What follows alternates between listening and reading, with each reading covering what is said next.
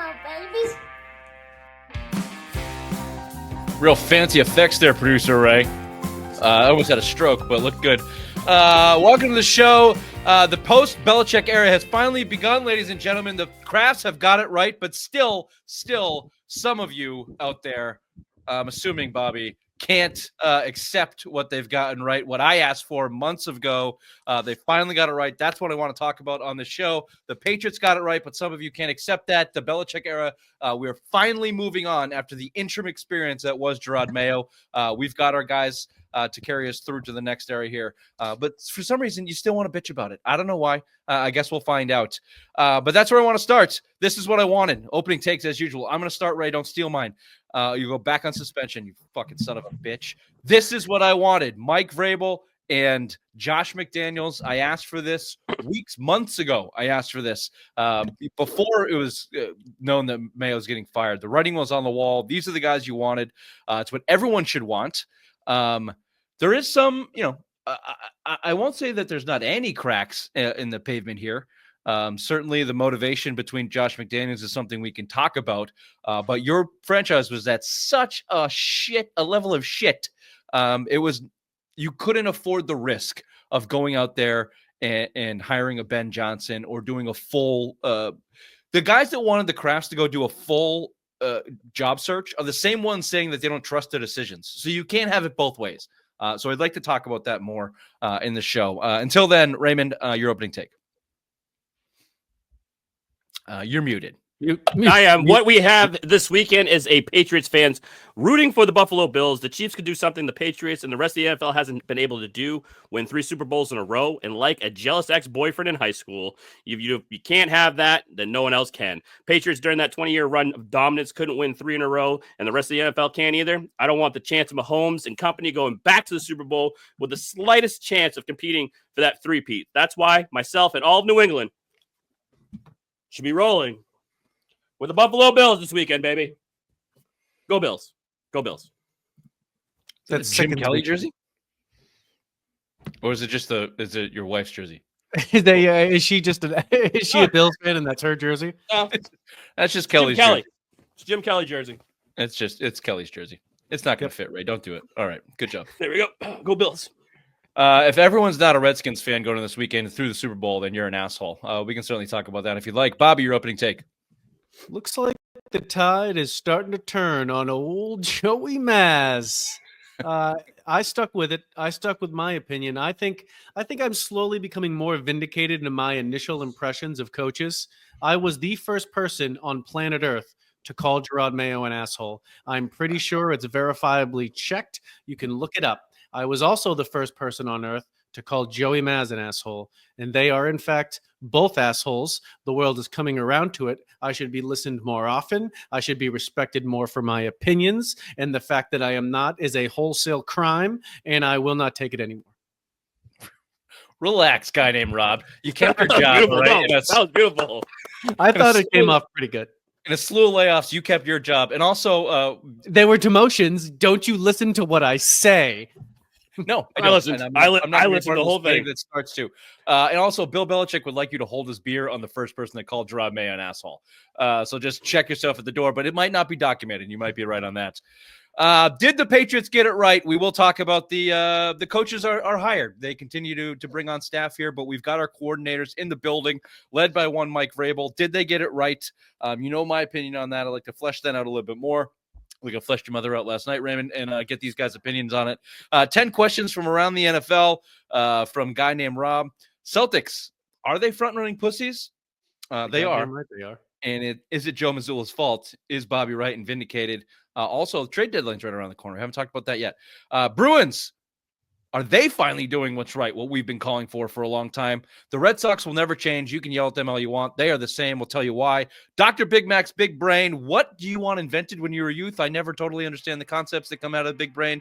So we'll, again, flesh that one out. Your mother, simplest minds of the week. Welcome to the Semi Sports Show, Friday Rewind, January 24th, live Thursday, January 23rd. Welcome.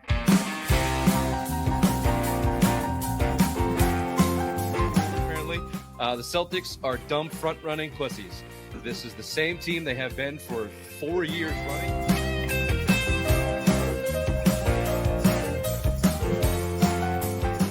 Well, my worst nightmare came true. Missoula and Mayo are friends. What the fuck? Apparently, they've known each other since Virginia. They have these docking sessions where they talk about ball and managing people. I'm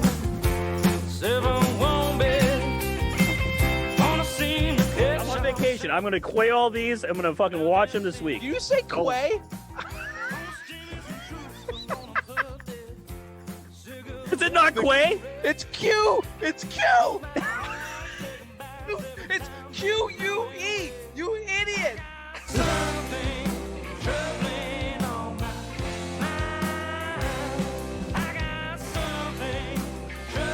If you're watching on YouTube, you're welcome.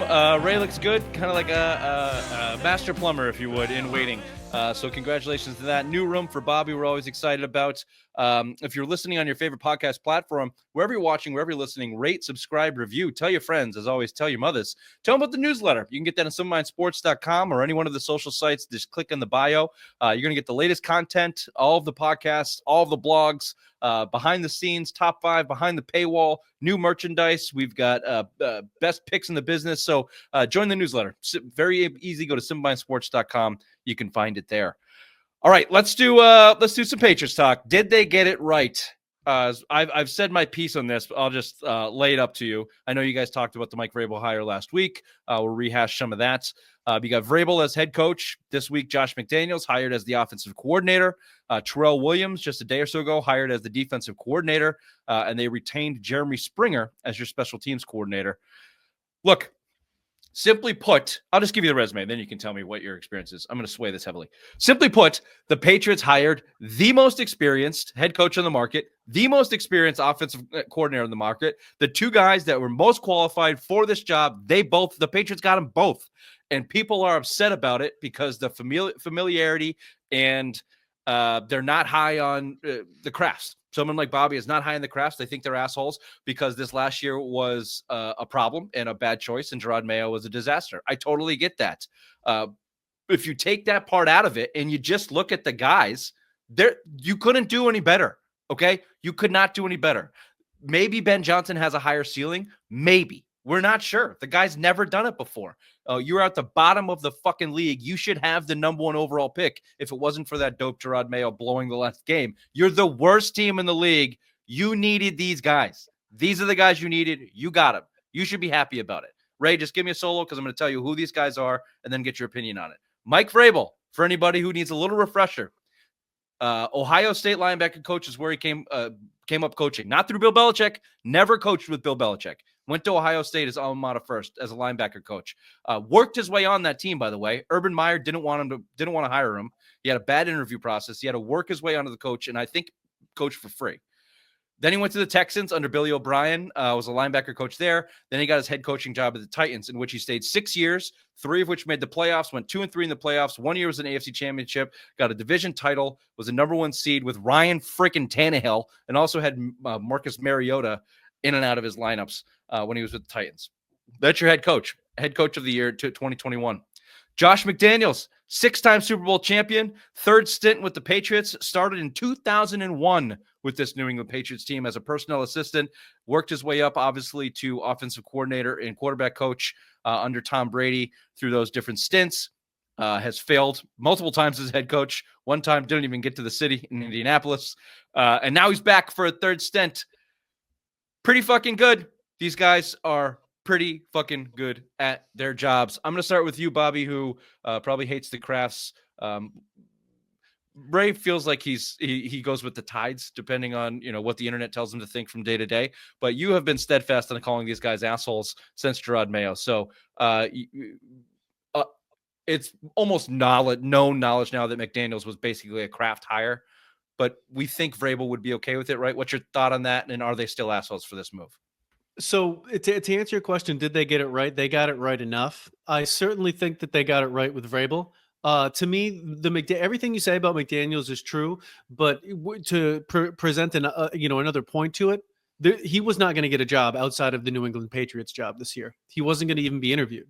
So when you hire a candidate that nobody else was interested in, to me, there's just an inherent problem in that as well. but that doesn't take away his qualifications and what he's going to do for the team. I think that those two coaches will significantly raise the floor for a team that needs adults in the room, and that they'll be a much more functioning organization next year because they need someone that can run a program. So that's a good thing. It is what they needed. And are they assholes? Yes, of course they're assholes, because they still dictated this whole process and ultimately just did what they was most comfortable for them. Whether or not it was the right thing that what the team needed, they didn't pursue any other outside avenues other than former Patriots. Yeah, so I mean that's where my point of contention comes in. Like, so what? What if they did this last year? The only reason we're calling them assholes for it is because last year didn't work. If they did this last year and they came and Mike Vrabel and McDaniels walked in to right after a 4-win team from Belichick cratering it, and they brought it back to what we were expecting this year, which was not much, 5 wins, 6 wins. Shut the fuck up, Bob. Patrick. If Mike Vrabel and McDaniels last year came in on the heels of Bill Belichick driving this thing into shit and got 6 or 7 wins and it looked like pointing up, we'd be calling the Krafts geniuses. We'd be going, yeah, but they didn't, and they were assholes for a year. So look, they made a bad mistake. Mike Vrabel wants to be here, right? It's not the Krafts' fault he doesn't want to. Josh McDaniels wants to be here. The reason we're not hearing any other Josh McDaniels scutter across the country is not because he sucks. It's because he's basically had this job in the bag for a year, I would bet, and doesn't want to be anywhere else. He lives here. His kids go to school here. These guys want to be here.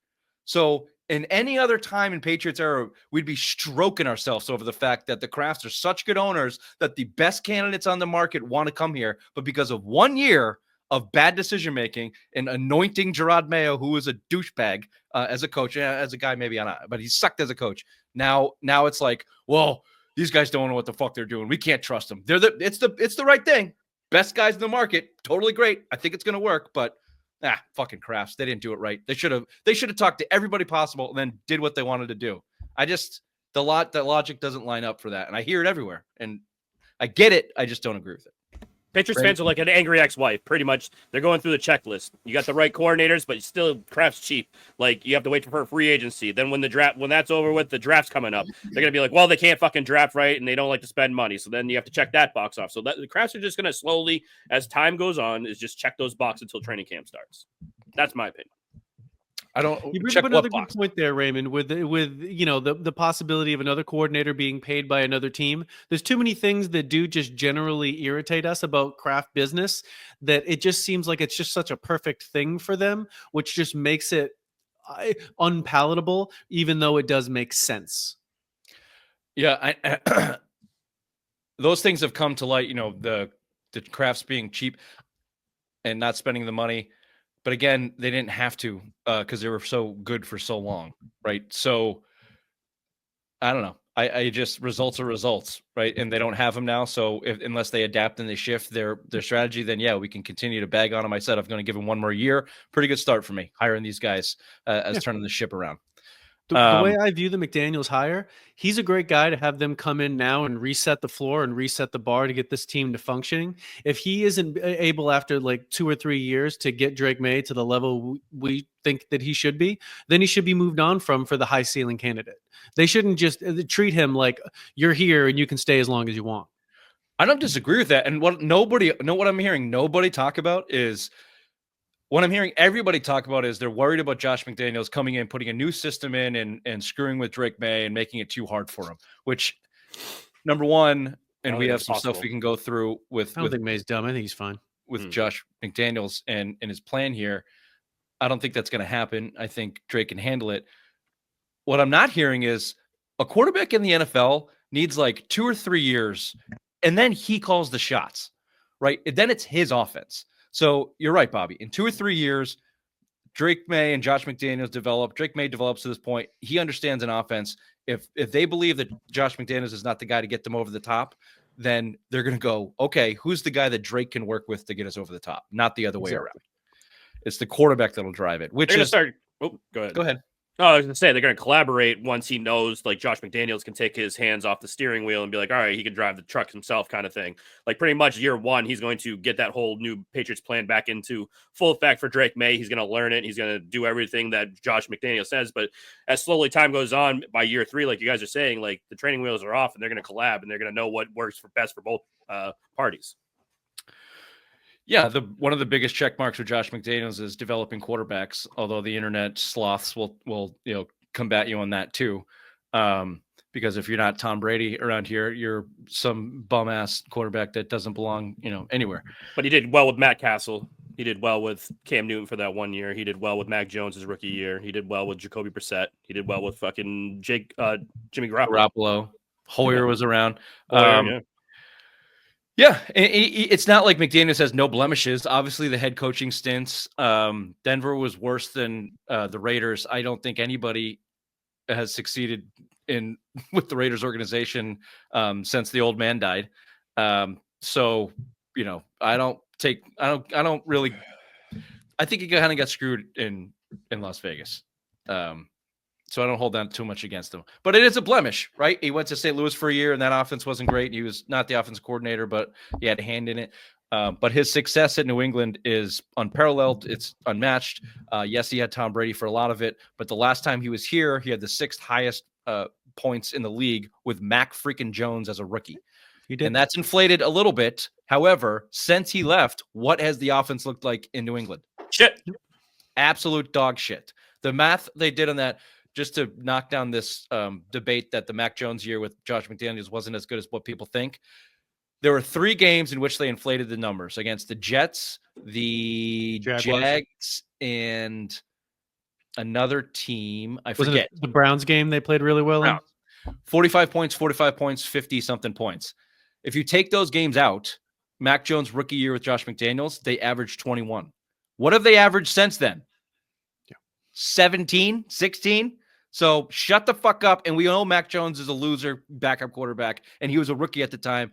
With Bill Belichick put the training wheels on him. For the first 6 weeks, they wouldn't let him throw into the end zone from the 20-yard line. I'm not worried about Josh McDaniels. Can I scratch this itch? Because I haven't been able to talk about Mike Vrabel. Mike Vrabel is everything Gerard Mayo thinks he is. So I've got some pieces from The Athletic and I think the Herald here. This first one from Chad Graff. Let me just read this out of his article. Mike Vrabel, those who know him best describe him in the nicest way possible as an empathetic asshole, which is what I think I am. Maybe that's why I like him so much. In warm-ups before 2012 game against the rival Michigan, Vrabel headbutted a helmet-wearing Buckeyes player he coached that day with a bloody stitched-up forehead. The players loved him for his intensity and because he looked out for him. A little hard-on move in a vacuum, but he goes on to say he probably didn't make any money at Ohio State. He took care of his players like nobody else. They would, to a man, say that he's not only a great coach, but also a father figure and a best friend.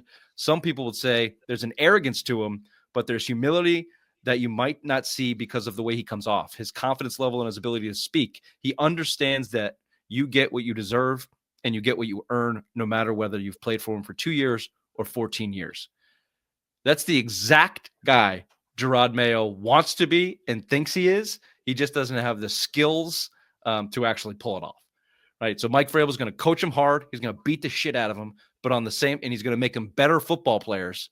And on the same time, he's going to treat them with respect as guys when they're not on the field, which is what you want. I'm going to keep reading this, but it was such a breath of fresh air to hear all these quotes and like, oh, these are football guys. This isn't corporate bullshit nonsense that makes me roll my eyes every two sentences. These guys are smashing their heads on helmets. They understand, it's brotherhood. It's yeah, rah, rah, rah. But it sounds like a fucking football guy. It was just refreshing to read this stuff the last couple weeks or so. You guys want to speak on that a little bit before I keep reading? Good, Rim. No, I'm good. Okay. Bobby? Yeah, no, I was going to say the same thing. They're actually football lifers that have actually been around and gone up the coaching ranks the appropriate way and have an actual resume, and they've done it before. This isn't going to be their first time, and there won't be rookie mistakes. And they didn't go to a trip in Israel and get the job just by talking their way to getting the job. No. In that article, Vrabel got the linebacking coach the year before Urban Meyer went to Ohio State. and then everyone had to reapply for a job under Urban Meyer. And I guess Vrabel's first interview was horrible. He just didn't interview very well, and whoever was backing him, I forget the name of the guy, defensive coordinator maybe, said just give him a chance. Interviewed again, still shitty. They're like, well, all right, trial basis, go coach for a week and we'll see. And he earned the job almost instantly on the field, but then didn't get paid. I guess they didn't pay him, and he just kept coaching super hard and then got a job with the Texans. So, and real quick with the Urban Meyer Vrabel stuff, did you guys see this was during one of the Manning casts during a Monday night game, Vrabel talking about him with that one season that he had with Urban Meyer? No. So he coached that one season with Urban Meyer, and then years later he went back at some convention and ran into Urban. And so he walks up to him and says, "Hey, coach." And Urban Meyer goes, "Do I know you?" And he goes, "Yeah, my name's Mike Vrabel. I worked for you for a year." Urban Meyer is such a cunt that he literally forgot who Mike Vrabel was. If you don't have he some, said that on the Manning cast on live TV. If you don't have tits, he doesn't give two fucks about you. Exactly. Yeah. Or some type of if you don't run a sub 4.540 and have some type of rap sheet, then he doesn't know who you are. He's like, "Oh yeah, that's right. I wanted to fire you, and you got the job." Yeah, I remember now. Right. This is another thing that Gerard Mayo wants to be so badly, but doesn't have it. This is called buy-in. This is how you get buy-in from your football players, not trying to make them men out of boys with your nonsense in the locker room. This is how you do it. The on-field buy-in started early in his first season. In week 1, the Titans lost quarterback Marcus Mariota, both offensive tackles, and star tight end Delaney Walker to injuries. Heading into week 2, a game against Houston and Bill O'Brien, his old boss, when the Texans were good with Deshaun Watson, good team, the Titans were outmanned. But Vrabel laid it out exactly to his Titan teams how they would win. He said they'll run the ball 30 times, hold them to 17 points or fewer, and force 2 turnovers or at least win the turnover battle. The Titans needed to hit 2 of those marks, Vrabel said, and they incorporated some wildcat runs with Henry, ran the ball successfully, fake punt, yada, yada, yada. They ran the ball 34 times. They held the Texans to 17 points. They forced 1 turnover and did not turn the ball over. They won the game 20-17. The idea that you tell your players what you're going to do and why it's going to work, and then it works, is how you get buy-in and how you turn guys from boys into men on the football field, Gerard, not by slapping their ass in the fucking locker room. Again, just refreshing kind of shit to hear. Feels like we're back to football. That's kind of all I had. We touched on, so I had this piece from Andrew Callahan that starts his article. Andrew Callahan of the Boston Herald starts his article about Josh McDaniels, pitcher perfect coach for Drake Maye. Obviously, history of developing quarterbacks. He's worked as a coordinator before. He's shown flexibility and creativity with his scheme, evolving year to year with the talent available and modern trends.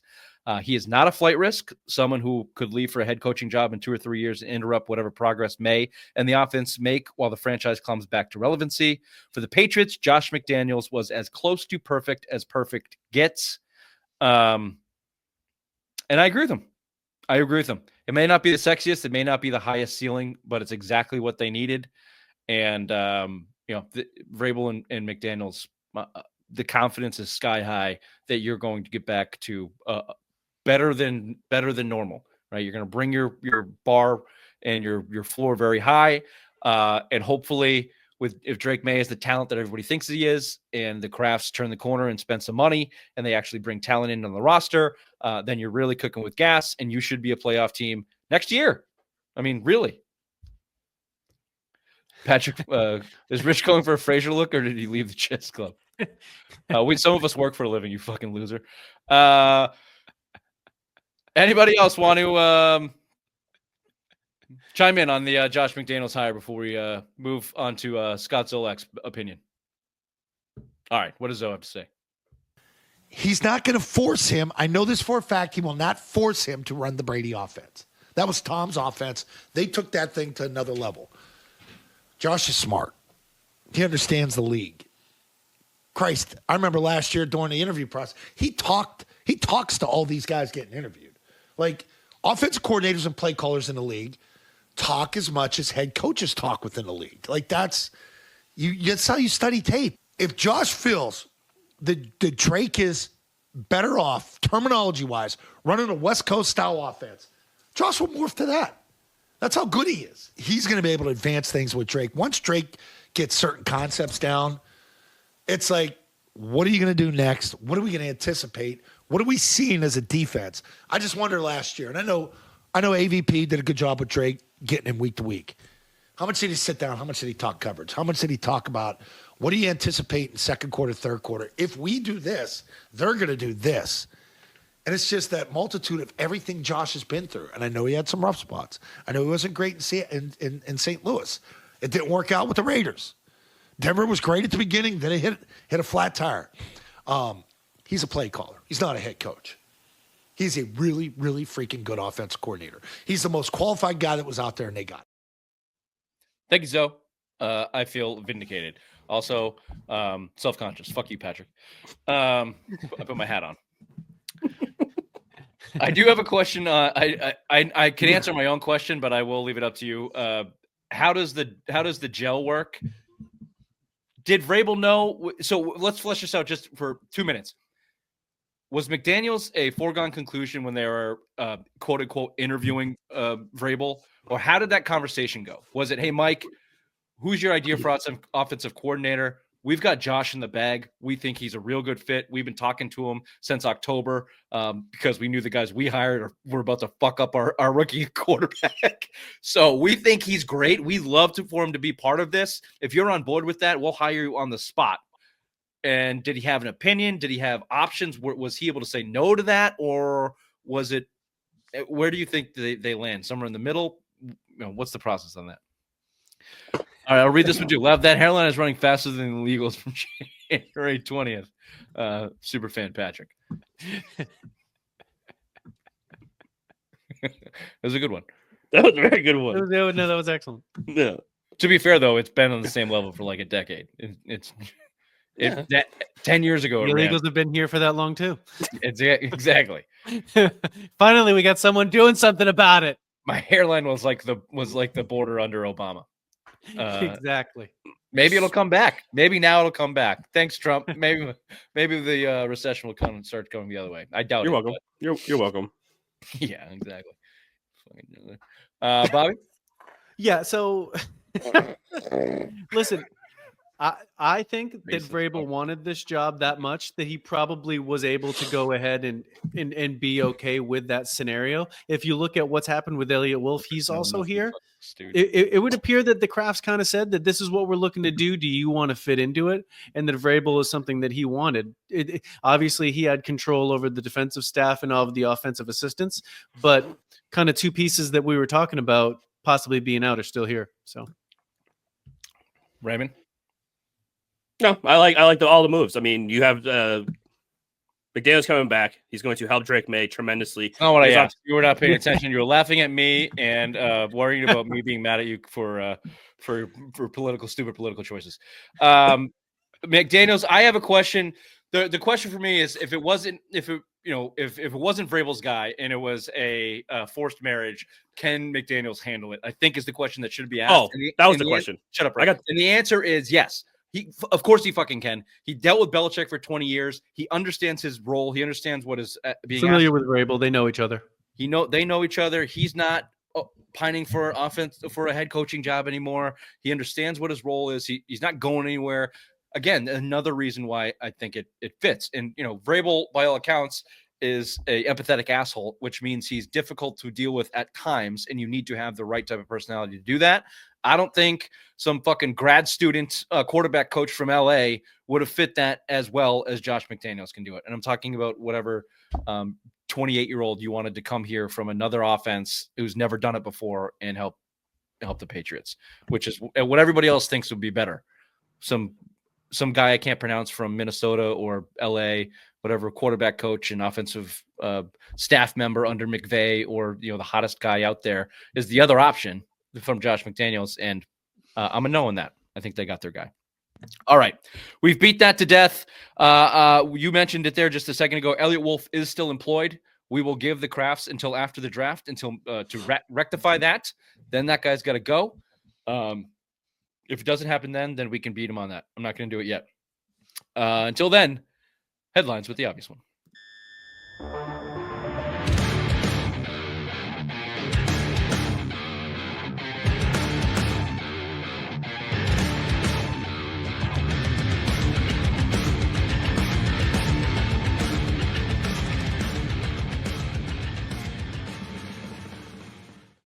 Thank you there, Richard. Don't look at the 40-point blowout for the Celtics had against the Golden State Warriors. That was all spite. Look at the whole month of January. Something's wrong with this team, and it showed again last night with a 118-114 overtime win against the Kawhi Leonard and James Harden-less Clippers team. Celtics play again tonight against the Los Angeles Lakers at 10 p.m. The Bruins have fallen to sixth place in the Atlantic Division, and my butthole is safe for another year from a tattoo. Bruins take on the Ottawa Senators at home tonight at 7. The Patriots now have their the coordinators, as Josh McDaniels agrees to come back. New England takes his rightful home as offensive coordinator, while Terrell Williams leaves Detroit as a defensive line coach and becomes the new defensive coordinator here in New England. It is conference championship weekend. The NFC, we have the Washington Commanders taking on the Philadelphia Eagles Sunday at 3 p.m. Eagles are favored by 6 points, while the night game, we see the Bills traveling to Arrowhead Stadium to take on the defending back-to-back champions, the Kansas City Chiefs, Sunday at 6:30. Chiefs are favored by only 1.5. And finally, the Red Sox signed no one this week and actually have saved money from last year and have more cap room this year than they did last year. This has been Headlines with the Obvious One. Now, 10 questions with a guy named Rob.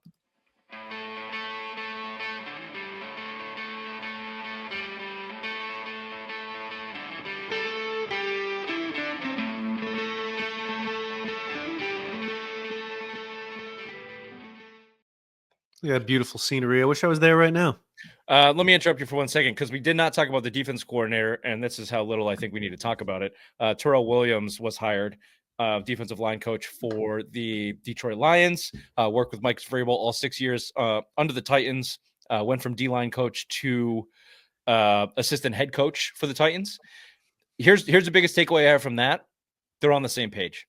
We mentioned this on a couple shows ago. The reason the success of Belichick had a lot to do with his hierarchy, everyone being on the same page, having the same mindset. And I think that's what you've got here. That's, I believe, certainly the case with Terrell Williams, who, if Vrabel had not taken a year off of coaching, would have continued to follow him basically wherever he went. Vrabel took the year off, so he went to Detroit and, had success there. So, I don't know anything about them other than that, but good hire, I guess.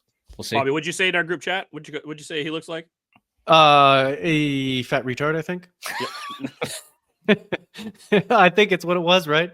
Yeah, spot on. My, other than his general appearance, my take on it is it's Mike Vrabel's defense, and that guy's defensive coordinator in name, and he'll do whatever it is he does, but it's going to be Mike Vrabel running that defense. Yeah, except, and we don't have to go through it because we did a lot of Patriot stuff. We can go through it next week if we want. I like the resume of Terrell Williams. He's 50-something years old. He's been coaching for a long time. He has experience on both sides of the ball. He's got the same kind of personal demeanor as Mike Vrabel. Obviously, I think that's why they work well. There's quotes in here in these stories of Mike couldn't get to a guy, so Terrell stepped in. That's why he made him assistant coach. He made him the head coach for a preseason game, so on and so forth. So whether he is a hard R fatso or not, clearly a good football coach, I think. We'll find out. All right. Could probably be both at the same time. That's true.